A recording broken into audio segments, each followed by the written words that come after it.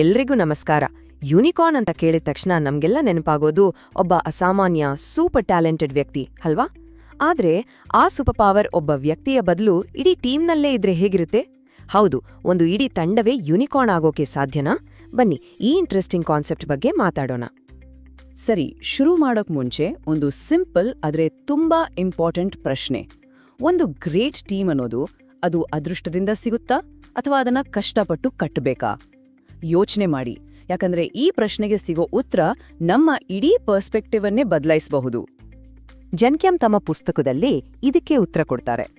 ಅವರ ಪ್ರಕಾರ unicorn team ಅಂದ್ರೆ ಸುಮ್ನೆ ಟ್ಯಾಲೆಂಟ್ ಇರೋರನ್ನ ಒಟ್ಟಿಗೆ ಸೇರಿಸೋದಲ್ಲ, ಬದಲಾಗಿ ಅದೊಂದು ಉದ್ದೇಶಪೂರ್ವಕವಾಗಿ ಅಂದ್ರೆ ಇಂಟೆನ್ಷನಲ್ ಆಗಿ ಒಂದೊಳ್ಳೆ ಲೀಡರ್ಶಿಪ್ ಮತ್ತು ಶೇರ್ಡ್ ವ್ಯಾಲ್ಯೂಸ್ ಇಂದ ಕಟ್ಟಿದ ಟೀಮ್. ಈ ಟೀಮ್ ಇದೆಯಲ್ಲ, ಅದು ತುಂಬಾ ರೆಸಿಲಿಯೆಂಟ್, ಕ್ರಿಯೇಟಿವ್ ಮತ್ತು ಎಕ್ಸ್ಟ್ರಾರ್ಡಿನರಿ ಆಗಿರುತ್ತೆ. ಇಲ್ಲಿ ಮುಖ್ಯವಾದ ಪದ ಕಟ್ಟಿದ್ದು. ಹಾಗಾದ್ರೆ ಎಷ್ಟೋ ಟೀಮ್ಗಳು ಯಾಕೆ ತಮ್ಮ ಫುಲ್ ಪೊಟೆನ್ಷಿಯಲ್ಗೆ ತಲುಪೋದೇ ಇಲ್ಲ, ಯಾಕೆ ಸ್ಟ್ರಗಲ್ ಮಾಡ್ತವೆ? ಕಾರಣ ಸಾಮಾನ್ಯವಾಗಿ ಕಣ್ಣಿಗೆ ಕಾಣಿಸೋದೆ ಕೆಲವು ಟ್ರ್ಯಾಪ್ಗಳು ಅಂದ್ರೆ ಬಲೆಗಳು. ಒಳ್ಳೆ ಟೀಮ್ಗಳನ್ನು ಸಹ ಹಿಂದೆ ಕೆಳೆಯೋ ಅಂತ 5 ಕಾಮನ್ ಟ್ರ್ಯಾಪ್ಸ್ ಬಗ್ಗೆ ಈಗ ನೋಡೋಣ. ಮೊದಲನೇ ಟ್ರ್ಯಾಪ್, ಇಂಡಿವಿಜುವಲ್ ಬ್ರಿಲಿಯನ್ಸ್ಗೆ ಜಾಸ್ತಿ ಫೋಕಸ್ ಮಾಡೋದು. ಅಂದ್ರೆ ಟೀಮ್ನಲ್ಲಿರೋ ಒಬ್ಬ ಸ್ಟಾರ್ ಪ್ಲೇಯರ್ ಮೇಲೆ ಎಲ್ಲರ ಗಮನ. ಹೀಗಾದಾಗ ಏನಾಗುತ್ತೆ? ಉಳಿದವರಿಗೆ ನಾವು ಇಂಪಾರ್ಟೆಂಟ್ ಅಲ್ವಾ ಅನ್ನೋ ಫೀಲಿಂಗ್ ಬರುತ್ತೆ. ಇದು ಟೀಮ್ ವರ್ಕ್ ಬದಲು ಇಂಟರ್ನಲ್ ಕಾಂಪಿಟಿಷನ್ ಶುರು ಮಾಡುತ್ತೆ. ಕೊನೆಗೆ ಟೀಮ್ ಸ್ಪಿರಿಟ್ ಹಾಳಾಗುತ್ತೆ. ಅದಕ್ಕೆ ಒಬ್ಬರ ಗೆಲುವಿಗಿಂತ ಇಡೀ ತಂಡದ ಗೆಲುವಿಗೆ ಬೆಲೆ ಕೊಡೋದು ತುಂಬಾ ಮುಖ್ಯ. ಎರಡನೇ ಟ್ರ್ಯಾಪ್, ಕ್ಲಿಯರ್ ಆಗಿ ಇಲ್ಲದ ಮಿಷನ್ ಮತ್ತು ವ್ಯಾಲ್ಯೂಸ್. ಅಂದ್ರೆ ನಾವು ಎಲ್ಲಿಗೆ ಹೋಗ್ತಾ ಇದೀವಿ, ನಮ್ ಗುರಿ ಏನು ಅನ್ನೋದೇ ಕನ್ಫ್ಯೂಸ್ ಆಗಿದ್ರೆ ಪ್ರತಿಯೊಬ್ರು ಒಂದೊಂದು ದಾರಿಯಲ್ಲಿ ಹೋಗ್ತಾರೆ. ರಿಸಲ್ಟ್ ತುಂಬಾ ಕೆಲಸ ಆಗುತ್ತೆ, ಆದ್ರೆ ಮುಖ್ಯವಾದ ಗೋಲ್ ಮಾತ್ರ ಅಚೀವ್ ಆಗೋದಿಲ್ಲ. ಅದಕ್ಕೆ ಎಲ್ಲರಿಗೂ ಅರ್ಥ ಆಗೋ ಹಾಗೆ ಒಂದು ಕ್ರಿಸ್ಟಲ್ ಕ್ಲಿಯರ್ ವಿಷನ್ ಇರಲೇಬೇಕು. ಮೂರನೇ ಟ್ರ್ಯಾಪ್, ಕಲ್ಚರ್ ಬಗ್ಗೆ ತಲೆ ಕೆಡಿಸ್ಕೊಳ್ಳದೇ ಇರೋದು. ಕಲ್ಚರ್ ಎಲ್ಲ ತಾನಾಗೇ ಆಗುತ್ತೆ ಬಿಡು ಅನ್ನೋದು ದೊಡ್ಡ ತಪ್ಪು. ಯಾಕಂದ್ರೆ ನಾವು ಗಮನ ಕೊಡದೇ ಇದ್ರೆ ನೆಗೆಟಿವಿಟಿ, ಗಾಸೆಪ್, ಗುಂಪುಗಾರಿಕೆ ಈ ಥರದ ಕೆಟ್ಟ ವಾತಾವರಣ ಬೆಳೆದ್ಬಿಡುತ್ತೆ. ಅದಕ್ಕೆ ಗ್ರೇಟ್ ಟೀಮ್ಗಳು ತಮಗೆ ಬೇಕಾದ ಪಾಸಿಟಿವ್ ಕಲ್ಚರನ್ನ ಇಂಟೆನ್ಷನಲ್ ಆಗಿ ಡಿಸೈನ್ ಮಾಡ್ತವೆ. ನಾಲ್ಕನೇ ಟ್ರ್ಯಾಪ್, ಮೈಕ್ರೋ ಮ್ಯಾನೇಜ್ಮೆಂಟ್ ಮತ್ತು ಕಂಟ್ರೋಲ್. ಟೀಮ್ ಮೇಲೆ ನಂಬಿಕೆ ಇಲ್ಲದಿದ್ದಾಗ ಲೀಡರ್ಗಳು ಪ್ರತಿಯೊಂದಕ್ಕೂ ಮೂಗು ತೋರ್ಸೋಕೆ ಶುರು ಮಾಡ್ತಾರೆ. ಇದು ಕ್ರಿಯೇಟಿವಿಟಿಯನ್ನ ಪೂರ್ತಿ ಸಾಯಿಸ್ಬಿಡುತ್ತೆ. ಜವಾಬ್ದಾರಿ ತಗೊಳಕ್ ಯಾರು ಮುಂದೆ ಬರಲ್ಲ, ಬರೀ ಹೇಳಿದ್ದನ್ನ ಮಾತ್ರ ಮಾಡ್ತಾರೆ. ಇದಕ್ಕೆ ಪರಿಹಾರ ಟ್ರಸ್ಟ್ ಮತ್ತು ಆಟೋನಮಿ ಅಂದ್ರೆ ಸ್ವಾಯತ್ತತೆ. ಮತ್ತು ಐದನೇ ಟ್ರ್ಯಾಪ್, ಕೇವಲ ಟಾಪ್ ಡೌನ್ ಫೀಡ್ಬ್ಯಾಕ್ ಅಂದ್ರೆ ಬಾಸ್ ಮಾತ್ರ ಫೀಡ್ಬ್ಯಾಕ್ ಕೊಡೋದು, ಕೆಳಗಿರೋರು ಬರೀ ಕೇಳಿಸ್ಕೋಬೇಕು. ಕಷ್ಟದ ಮಾತುಕತೆಗಳನ್ನ ಅವಾಯ್ಡ್ ಮಾಡಕ್ಕೆ ಹೀಗೆ ಮಾಡ್ತಾರೆ. ಇದರಿಂದ ಏನಾಗುತ್ತೆ? ಕೆಳಗಡೆ ಇರೋ ಅಸಲಿ ಸಮಸ್ಯೆಗಳು ಮೇಲಕ್ಕೆ ಬರೋದೇ ಇಲ್ಲ, ಇಂಪ್ರೂವ್ ಆಗೋಕಿರೋ ದೊಡ್ಡ ಅವಕಾಶ ಮಿಸ್ ಆಗುತ್ತೆ. ಓಕೆ, ಈ 5 ಟ್ರ್ಯಾಪ್ಸ್ ಬಗ್ಗೆ ಗೊತ್ತಾಯ್ತು. ಹಾಗಾದ್ರೆ ಇವೆಗೆಯಿಂದ ಹೊರಗಡೆ ಬರೋದು ಹೇಗೆ? ಒಂದು ಹೈ ಪರ್ಫಾರ್ಮೆನ್ಸ್ ಮೈಂಡ್ಸೆಟ್ಗೆ ಶಿಫ್ಟ್ ಆಗೋದು ಹೇಗೆ? ಬನ್ನಿ ಇಂಪ್ರೂವ್ಮೆಂಟ್ಗೆ ಇರೋ ಕೀಸ್ ಅಂದ್ರೆ ಪ್ರಮುಖ ಅಂಶಗಳನ್ನ ನೋಡೋಣ. ಮೊದಲನೇ ಸೊಲ್ಯೂಷನ್, ನಮ್ಮ ಫೋಕಸ್ ಅನ್ನು ಸ್ಟಾರ್ ಪರ್ಫಾರ್ಮರ್ಗಳಿಂದ ಕಲೆಕ್ಟಿವ್ ವಿನ್ಸ್ ಕಡೆಗೆ ಶಿಫ್ಟ್ ಮಾಡೋದು. ಅಂದ್ರೆ ಒಬ್ಬರ ಸಾಧನೆ ಜೊತೆಗೆ ಇಡೀ ಟೀಮ್ ಒಟ್ಟಾಗಿ ಗೆದ್ದಿದ್ದನ್ನ ಸೆಲೆಬ್ರೇಟ್ ಮಾಡಬೇಕು. ಇದರಿಂದ ನಾನು ಅನ್ನೋ ಬದಲು ನಾವು ಅನ್ನೋ ಫೀಲಿಂಗ್ ಬರುತ್ತೆ. ಟೀಮಲ್ಲಿರೋ ಪ್ರತಿಯೊಬ್ಬರ ಕೆಲ್ಸಕ್ಕೂ ಬೆಲೆ ಇದೆ ಅನ್ನೋ ಮೆಸೇಜ್ ಹೋಗುತ್ತೆ.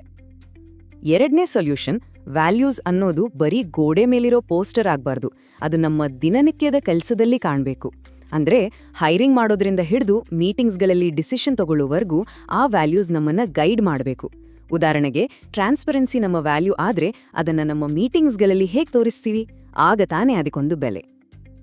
ಮೂರನೇ ಸೊಲ್ಯೂಷನ್, ಕಲ್ಚರ್ ಅನ್ನೋದು ಒಂದು ಬೈ ಪ್ರಾಡಕ್ಟ್ ಅಲ್ಲ, ಅದೊಂದು ಕೋರ್ ಸ್ಟ್ರಾಟಜಿ ಅಂತ ಟ್ರೀಟ್ ಮಾಡೋದು. ಅಂದ್ರೆ ನಮ್ಮ ಗೋಲ್ಸ್ ರೀಚ್ ಮಾಡಕ್ಕೆ ಯಾವ ತರಹದ ಬಿಹೇವಿಯರ್ ಬೇಕು ಅಂತ ಯೋಚಿಸಿ ಅದನ್ನ ಸಪೋರ್ಟ್ ಮಾಡೋ ಸಿಸ್ಟಮ್ಗಳನ್ನ ಇಂಟೆನ್ಷನಲ್ ಆಗಿ ಕಟ್ಟೋದು. ಇದು ಬರೀ HR ಡಿಪಾರ್ಟ್ಮೆಂಟ್ ಕೆಲಸ ಅಲ್ಲ, ಇದು ಸಕ್ಸಸ್ಗೆ ಬೇಕಾದ ಒಂದು ಟೂಲ್. ನಾಲ್ಕನೇ ಸೊಲ್ಯೂಷನ್, ಕಂಟ್ರೋಲ್ ಮಾಡಿ ಲೀಡ್ ಮಾಡೋ ಬದಲು ಎಂಪವರ್ ಮಾಡಿ ಲೀಡ್ ಮಾಡೋದು. ಸಿಂಪಲ್ ಆಗಿ ಹೇಳೋದಾದ್ರೆ ಏನ್ ಮಾಡ್ಬೇಕು ಅಂತ ಹೇಳಿ ಹೇಗೆ ಮಾಡ್ಬೇಕು ಅನ್ನೋ ಫ್ರೀಡಮ್ ಅನ್ನ ಟೀಮ್ಗೆ ಕೊಡೋದು. ಈ ಥರದ ಆಟೋನಮಿ ಮತ್ತು ಅಕೌಂಟಬಿಲಿಟಿ ಇದೆಯಲ್ಲ, ಅದೇ ಟ್ರಸ್ಟ್ ಮತ್ತು ಇನ್ನೋವೇಷನ್ಗೆ ದಾರಿ ಮಾಡ್ಕೊಡೋದು. ಐದನೇ ಸೊಲ್ಯೂಷನ್, ಡೈನಮಿಕ್ ಫೀಡ್ಬ್ಯಾಕ್ ಸಿಸ್ಟಮ್ಸ್ ಕಟ್ಟೋದು. ಕಷ್ಟದ ಮಾತುಕತೆಗಳನ್ನ ಅವಾಯ್ಡ್ ಮಾಡಿದ್ರೆ ಪ್ರಾಬ್ಲಮ್ಸ್ ದೊಡ್ಡದಾಗುತ್ತೆ ಅಷ್ಟೇ. ಅದಕ್ಕೆ ಬದಲಾಗಿ ಎಲ್ಲರೂ ಓಪನ್ ಆಗಿ ಕನ್ಸ್ಟ್ರಕ್ಟಿವ್ ಆಗಿ ಫೀಡ್ಬ್ಯಾಕ್ ಕೊಡೋಕೆ ಒಂದು ಸೇಫ್ ಸ್ಪೇಸ್ ಕ್ರಿಯೇಟ್ ಮಾಡಬೇಕು. ಇದರಿಂದ ನಿರಂತರವಾಗಿ ಇಂಪ್ರೂವ್ ಆಗೋಕ್ ಸಾಧ್ಯ. ಈ ಐಡಿಯಾಗಳೆಲ್ಲ ಕೇಳೋಕೆ ತುಂಬ ಚೆನ್ನಾಗಿದೆ ಅಲ್ವಾ? ಆದ್ರೆ ಇದನ್ನ ರಿಯಲ್ ಆಗಿ ಇಂಪ್ಲಿಮೆಂಟ್ ಮಾಡೋದು ಹೇಗೆ? ಅದಕ್ಕೆ ಒಂದು ಕ್ಲಿಯರ್ ರೋಡ್ ಮ್ಯಾಪ್ ಬೇಕು. ಅದೇ ಈ ಯೂನಿಕಾರ್ನ್ ಆಕ್ಷನ್ ಪ್ಲಾನ್. ಒಂದು ಟೀಮನ್ನ ಟ್ರಾನ್ಸ್ಫಾರ್ಮ್ ಮಾಡೋಕೆ ಒಂದು ಸ್ಪಷ್ಟವಾದ ದಾರಿ.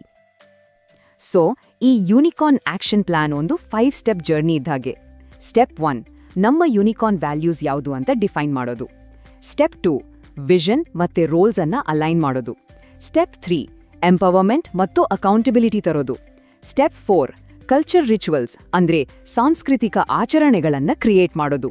ಮತ್ತು ಕೊನೆಯದಾಗಿ ಸ್ಟೆಪ್ 5, ಒಂದು ಫೀಡ್ಬ್ಯಾಕ್ ಫ್ರೇಮ್ವರ್ಕ್ ಕಟ್ಟೋದು.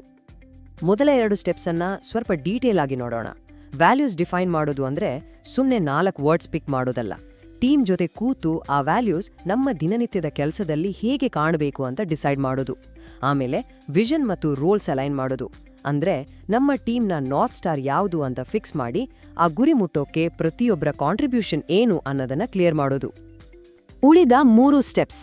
ಎಂಪವರ್ಮೆಂಟ್ ಅಂದ್ರೆ ಕ್ಲಿಯರ್ ಗೋಲ್ ಸೆಟ್ ಮಾಡಿ ಅದನ್ನ ಹೇಗೆ ರೀಚ್ ಮಾಡ್ತೀರಿ ಅನ್ನೋ ಫ್ರೀಡಮ್ ಕೊಡೋದು.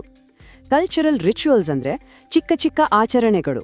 ಉದಾಹರಣೆಗೆ ಪ್ರತಿ ವಾರ ವೀಕ್ಲಿ ವಿನ್ಸ್ ಸೆಲೆಬ್ರೇಟ್ ಮಾಡೋದು ಅಥವಾ ಒಬ್ಬರಿಗೊಬ್ರು ಶ್ಲಾಘಿಸೋದು. ಇವು ನಮ್ಮ ವ್ಯಾಲ್ಯೂಸ್ ಅನ್ನ ಜೀವಂತವಾಗಿಡುತ್ತೆ. ಕೊನೆಯದಾಗಿ ಫೀಡ್ಬ್ಯಾಕ್ ಫ್ರೇಮ್ವರ್ಕ್ ಅಂದ್ರೆ ಒಂದು 360 ಡಿಗ್ರಿ ಫೀಡ್ಬ್ಯಾಕ್ ಪ್ರಾಸೆಸ್ ಇಡೋದು. ಇದರಿಂದ ಎಲ್ಲರೂ ಓಪನ್ ಆಗಿ ಮಾತಾಡಬಹುದು. ಕೊನೆಯದಾಗಿ ಜೆನ್ ಕೆಮ್ ಅವರ ಒಂದು ಮಾತು ಇಡೀ ಕಾನ್ಸೆಪ್ಟ್ನ ಸಾರಾಂಶ ಹೇಳುತ್ತೆ. ಅವರು ಹೇಳ್ತಾರೆ, ಪ್ರತಿಯೊಂದು ಟೀಮ್ಗೂ ಒಂದು ನಿಜವಾದ ಯುನಿಕಾರ್ನ್ ಆಗೋ ಪೊಟೆನ್ಷಿಯಲ್ ಇದೆ.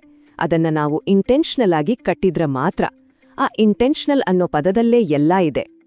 ಹಾಗಾದ್ರೆ ಈ ಚರ್ಚೆಯ ಕೊನೆಯಲ್ಲಿ ಒಂದು ಪ್ರಶ್ನೆ.